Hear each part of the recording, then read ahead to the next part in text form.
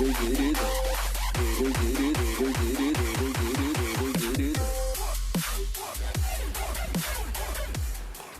நண்பர்களே, நான் உங்களுக்கு இருதர். இயர்ஃபோன்ஸில் எத்தனையோ வகை நம்ம சேனல் ரிவ்யூ பார்த்துட்டோம். அதுவும் ப்ளூடூத் இயர்ஃபோன்ஸில் பார்த்தீங்கன்னா இப்போ ரொம்ப பாப்புலராக இருக்கிற ஒரு ட்ரெண்ட் வந்து இந்த truly wireless earphones. Truly wireless இயர்ஃபோன்ஸ்லேயே ஸ்டெம் டிசைன், இந்த மாதிரி காதுக்குள்ளே போகிற மாதிரி பட் டிசைன் நிறையா நம்ம சேனல் ரிவ்யூ பார்த்துருக்கோம். ஸோ நிறையா அள்ளி வீசுகிறேன் நான். உங்களுக்கு என்ன பிடிச்சிருக்கோ நீங்கள் பார்த்து நீங்கள் வாங்குறேன்னா வாங்கிக்கிங்க. வாங்காமல் நம்ம சேனல் வீடியோ நீங்கள் பார்த்தா கூட எனக்கு சந்தோஷம்தான். ஸோ இன்றைக்கி நம்ம பார்க்க போகிறது இதே வரிசையில் வந்த ஓப்போனுடைய ஒரு ப்ராடக்ட், ஓப்போ என்கோ W11. நம்ம சேனலில் ஏற்கனவே ஓப்போ என்கோ M31 மற்றும் W31க்கான ரிவ்யூ நம்ம பார்த்துருக்கோம். ஸோ அதை தொடர்ந்து நம்ம இன்னைக்கு பார்க்க போகிறது W11. இது வந்து ஒரு பட்ஜெட் செக்மெண்ட்டில் ஒரு ட்ரூலி வயர்லெஸ் இயர்ஃபோன்ஸ் அவங்க லான்ச் பண்ணியிருக்காங்க. இதனுடைய விலை 2500 ரூபா. 2500 ரூபாய்க்கு என்ன இருக்குன்னு பார்க்கறதுக்கு முன்னாடி இந்த கேஸுக்குள்ளே, இந்த பாக்ஸுக்குள்ளே என்னென்ன வருது அப்படிங்கிறத நம்ம பார்த்துருவோம். ஸோ இதை திறந்தோம் அப்படின்னா இந்த இவ்வளோ பெரிய பாக்ஸு, இவ்வளோ பெரிய பாக்ஸுக்குள்ளே இத்தனைக்கோண்டு ஒரு சார்ஜிங் கேஸ் இருக்குது. ஸோ பாக்ஸோட சைஸ் அவங்க குறைச்சிக்கலாம்னு நான் நினைக்கிறேன். ஸோ அது தவிர இதுக்கு பாக்ஸுக்குள்ளே யூசர் மேனுவல் இருக்குது, அப்புறம் வாரண்டி இன்ஃபர்மேஷன் இருக்குது, அப்புறம் சார்ஜ் பண்ணுறதுக்கு ஒரு USB Type-C கேபிள் கொடுத்துருக்காங்க, அப்புறம் எக்ஸ்ட்ராவாக 2 சைஸில் இயர் டிப்ஸும் கொடுத்துருக்காங்க. ஸோ இப்போ இந்த சார்ஜிங் கேஸ் எப்படி இருக்குது அப்படிங்கிறத பார்ப்போம். இது வந்து ஒரே கலரில் தான் அவைலபிளாக இருக்குது, ஒயிட் கலர் மட்டும்தான்.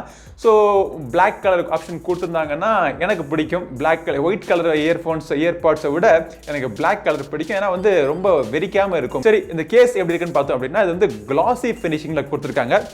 சிலருக்கு வந்து மேட் ஃபினிஷிங் பிடிக்கும், சிலருக்கு வந்து கிளாசி ஃபினிஷிங் பிடிக்கும். கிளாசி ஃபினிஷிங்கில் என்ன பிரச்சனை அப்படின்னா நீங்கள் யூஸ் பண்ண அதிகமாக ஸ்க்ராட்ச் ஆகிறதுக்கான வாய்ப்பு இருக்கும். மேட் ஃபினிஷிங்கில் என்ன பிரச்சனை அப்படின்னா ஸ்க்ராட்ச் ஈஸியாக ஆயிடாது, ஆனால் அது அழுக்கு ஈஸியாகிடும். அதை க்ளீன் பண்ணுறதும் கொஞ்சம் கஷ்டமாக இருக்கும் லாங் யூசேஜில். ஒயிட்னாலே இதை பிரச்சனை தான். இதுக்கு தான் வந்து மேட்டோ கிளாஸோ நீங்கள் பிளாக்ல கொடுத்துட்டீங்க அப்படின்னா நாங்கள் அழுக்கானாலும் பரவாயில்ல, யாருக்கும் தெரியாமல் பாக்கெட்டில் ஒழிச்சு வச்சு நாங்கள் யூஸ் பண்ணிட்டு இருப்போம் நாங்கள். சரி, இப்போ இதோடைய பின்புறத்தில் பார்த்தோம் அப்படின்னா சார்ஜ் பண்ணுறதுக்கு USB Type-C கேபிள் கொடுத்துருக்காங்க. முன்புறத்தில் ஒரே ஒரு சிங்கிள் LED தான். இது நீங்கள் பாக்ஸ், இந்த கேஸை நீங்கள் திறந்த உடனே உள்ளுக்குள்ள இந்த LED லைட் எரியும். இந்த LED லைட் கிரீன் கலர் இருந்துச்சு அப்படின்னா சார்ஜ் போதுமான அளவு இதில் இருக்குன்னு அர்த்தம். ஆனால் எவ்வளோ அளவு இருக்குது அப்படிங்கிறது உங்களுக்கு தெரிகிற மாதிரி இண்டிகேட்டர் லைட் அவங்க கொடுக்கல. அதே மாதிரி சார்ஜ் கம்மியாயிடுச்சு, சார்ஜ் நீங்கள் போடணும் அப்படின்னு இண்டிகேட் பண்ணுறதுக்கு ரெட் கலர் லைட் எரியும். ஸோ ரிசர்வ் மாதிரி தான். பைக்கில் வந்து ரிசர்வ் வந்துச்சு அப்படின்னா நம்ம போய் பெட்ரோல் போடுவோம் பார்த்தீங்களா? ஸோ அந்த மாதிரி ஒரு பழைய டெக்னாலஜி நம்ம போய் ஆகணும் போல. திறந்த உடனே உள்ளுக்குள்ள இந்த கேஸுக்குள்ள பார்த்தீங்கன்னா மேக்னெட்டிக் மெக்கானிசம் மூலமாக இந்த பல்ஸை வந்து நீங்கள் உள்ளே வச்சுக்கலாம். ஸோ நல்லா எப்படி ஷேக் பண்ணால் கீழே விழுக மாட்டேங்குது, அவ்வளோ நல்ல டைட்டான ஃபிட்டிங் உள்ளுக்குள்ள. இந்த மேக்னெட் ரொம்ப பவர்ஃபுல்லாக கொடுத்துருக்காங்க.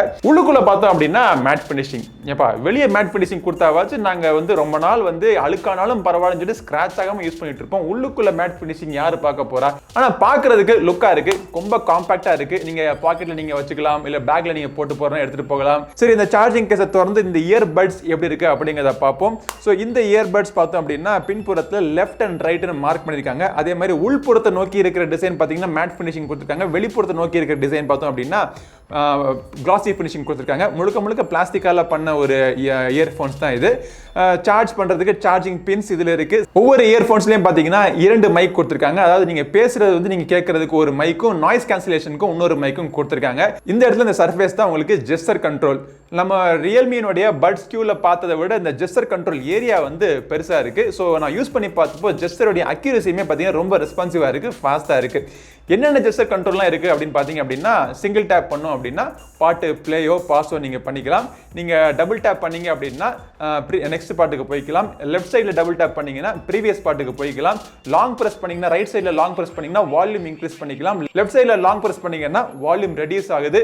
ட்ரிபிள் டேப் பண்ணோம் அப்படின்னா கூகுள் அசிஸ்டன்ட் இல்லாட்டி ஐபோனுடைய சிரி ஓப்பன் ஆகுது. ஃபிட்டிங் எப்படி இருக்கு அப்படின்னு பார்த்தோம்னா ரியல்மியினுடைய பட்ஸ் கியூவோட இந்த இயர்ஃபோன்ஸுடைய சைஸ் பார்த்தோம் அப்படின்னா கொஞ்சம் பெருசா இருக்கு. ரொம்ப பெருசு கிடையாது, கொஞ்சம் பெருசா இருக்கு. அதே மாதிரி ஓவல் ஷேப்ல இருக்கு. ஸோ இந்த ஷேப்ல இருக்கிறதுனால காதில் நம்ம இந்த இடத்துல இந்த துவாரம் இருக்கு பார்த்தீங்களா, இது வந்து ஓவல் ஷேப்ல இருக்கிறதுனால பெர்ஃபெக்டா ஃபிட் ஆகுது. கீழே விழுகும் அப்படிங்கிற பயமே கிடையாது. மாரியாத்தா வந்து மெட்டல் ஹெட் பாடின மாதிரி நல்லா மண்டை போட்டு இப்படி ஆட்டினாலும் ஒன்றும் கீழே விழுகாது. ஸோ அவ்வளவு பெர்ஃபெக்டான ஃபிட்டிங் கொடுத்துருக்காங்க. இதில் நல்லா நீங்கள் தாராளமாக ஜாகிங் போகலாம், வெறித்தனமாக ஒர்க் அவுட் பண்ணலாம். ஒர்க் அவுட் பண்ணுங்க, நல்ல உடம்பு வந்து ஹெல்த்தியாக வச்சுக்கோங்க. அதுக்காக வெளியே போய் ஜாகிங் பண்ணுங்கிற அவசியம் கிடையாது. வீட்டுக்குள்ளே இருந்தே பல விதமான ஒர்க் அவுட் யூடியூப்ல நீங்கள் சர்ச் பண்ணீங்கன்னா தெரியும். எக்கச்சக்கமான ஒர்க் அவுட் வீடியோஸ் தான் இருக்கு. ஹெல்த்தியாக வச்சுக்கோங்க பாடியை. இல்லை நார்மலாக உட்காந்து நம்ம ஒர்க் பண்ணிட்டு இருந்தாலும் சரி, எல்லாத்துக்கும் இந்த இயர்ஃபோன்ஸ் சூட்டபிளாக இருக்கும். ஓகே, ஃபிட்டிங் சூட்டபிளாக இருக்கு. பட் சவுண்ட் குவாலிட்டி உங்களுக்கு சூட்டபிளாக இருக்குமா? சிலருக்கு வந்து பேஸ் பிடிக்கும், சிலருக்கு வந்து பேலன்ஸ் ஃப்ரீக்வன்சி பிடிக்கும். என்ன மாதிரி இருக்கிறவங்க பேலன்ஸ் ஃப்ரீக்வன்சி ஃப்ரீக்வன்சி பிடிக்கும்.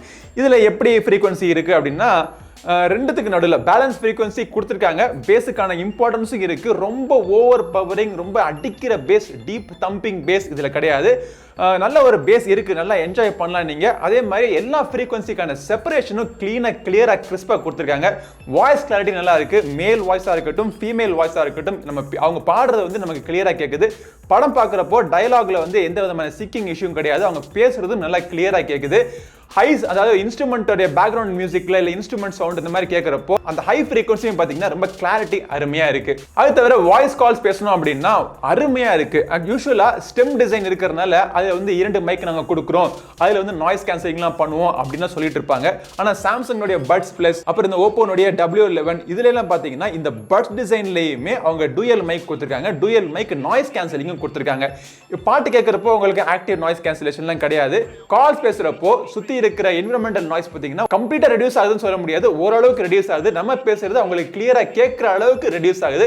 அதே மாதிரி அவங்க பேசுறது நமக்கு கிளியரா கேட்குது. ஸோ இந்த இயர்ஃபோன்ஸ் தான் என்னுடைய ஒர்க் ஃப்ரம் ஹோம் நான் பண்ணிட்டு இருக்கப்போ என்னுடைய ஆஃபீஸ் கால்ஸ்லாம் எடுக்கிறதுக்கு இந்த இயர்ஃபோன்ஸ் தான் நான் யூஸ் பண்ணிட்டு இருக்கேன். அதே நேரத்தில் இந்த ஸ்க்ரீனை தாண்டி அந்த பக்கம் பார்த்தோம் அப்படின்னா என்னுடைய த்ரெட்மில்லாம் இருக்கும். ஸோ த்ரெட்மில் நான் ஓடுறப்பையும் இந்த இயர்ஃபோன்ஸ் தான் யூஸ் பண்ணிட்டு இருக்கேன். பட் ஆஃபீஸில் வேலை செய்யாத நேரத்தில் பப்ஜி கேம் எடுத்து விளையாடலாமான்னு கேட்டோம் அப்படின்னா விளையாடலாம். இதில் வந்து நீங்க லோ லேட்டன்சி மோட்லாம் கிடையாது. நான் வந்து ப்ரொஃபஷனல் பப்ஜி கேம் பிளேயர்லாம் கிடையாது.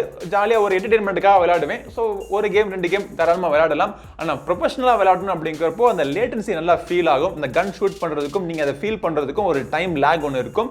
ஸோ கேமிங்க்கு, எக்ஸ்ட்ரீம் கேமிங்க்கு இது சூட்டபிளான ஒரு இயர்ஃபோன் கிடையாது. இந்த இயர்ஃபோன்ஸில் IP55க்கான வாட்டர் ரெசிஸ்டன்ஸ் ரேட்டிங் கொடுத்துருக்காங்க. ஸோ தண்ணி இதில் பட்டாலோ நீங்கள் டஸ்ட் இதில் பட்டாலோ இதுக்கு எந்த பாதிப்பும் வராது.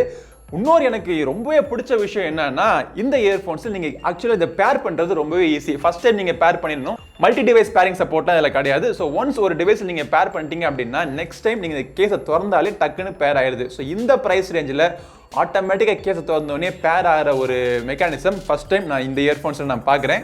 ஸோ இதில் ப்ளூடூத் 5.0 இருக்கிறதுனால உங்களுக்கு 10 மீட்டர்ஸ் வரைக்கும் உங்களுக்கு ரேஞ்சு கிடைக்கும். அதே மாதிரி உங்கள் மொபைல் ஃபோன்லேயும் ப்ளூடூத் 5.0 இருந்துச்சு அப்படின்னா கேஸில் எவ்வளோ சார்ஜ் இருக்குது அப்படிங்கிறதே உங்களுக்கு நோட்டிஃபிகேஷனே நீங்கள் பார்த்துடலாம்.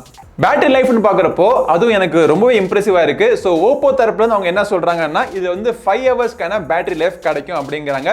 ஸோ என்னோட யூசேஜில் நான் வந்து 50% 60% மேலே நான் வச்சு நான் பாட்டு கேட்க மாட்டேன். ஸோ என்னோட யூசேஜுக்கு எனக்கு வந்து அவங்க சொல்கிறத விட அதிகமாகவே கிடச்சிச்சு. 6 ஹவர்ஸ்க்கு மேலேயே கிடச்சிச்சு அப்படின்னு சொல்லலாம். அதே மாதிரி இந்த கேஸை வச்சு நீங்கள் எத்தனை தடவை சார்ஜ் பண்ணலாம்னா 4 தடவை வரைக்கும் சார்ஜ் பண்ணலாம் அப்படிங்கிறாங்க. ஸோ டோட்டலாக அவங்க சொல்கிறது 20 ஹவர்ஸ் அப்படிங்கிறாங்க.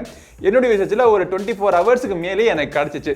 ஸோ பேட்டரி லைஃப் ரொம்ப திருப்திகரமாக இருக்குது. இதோடைய விலை பார்த்தோம்னா 2500 ரூபா ஃப்ளிப்கார்ட்டில் அவைலபிளாக இருக்குது. இதை வாங்கணும்னு நினச்சிங்கன்னா அதை வாங்குறதுக்கான லிங்க் கீழே டிஸ்கிரிப்ஷனில் விடுறேன்.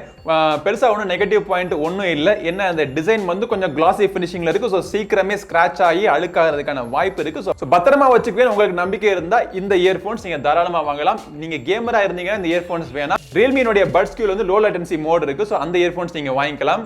இப்போதைக்கு இந்த ஓப்போ என்கோ W11 GSS ஸ்கோர் கார்டு என்ன அப்படிங்கிறத நீங்க பார்க்கலாம். ஸோ இந்த பதிவு உங்களுக்கு உபயோகமாக இருக்கும்னு நினைக்கிறேன். இதே மாதிரி பல பதிவுகள் தொடர்ந்து பார்க்கறதுக்கு நம்ம சேனல் கிரி சொன்னா சரி சப்ஸ்கிரைப் பண்ணுங்க. அடுத்த ஒரு பதிவில் உங்களை மீண்டும் சந்திக்கும் வரை உங்களிடம் இருந்து விடைபெறுவது உங்கள் நண்பன் கிரிதர். வாழ்க தமிழ், வளர்க பாரதம். நன்றி, வணக்கம்.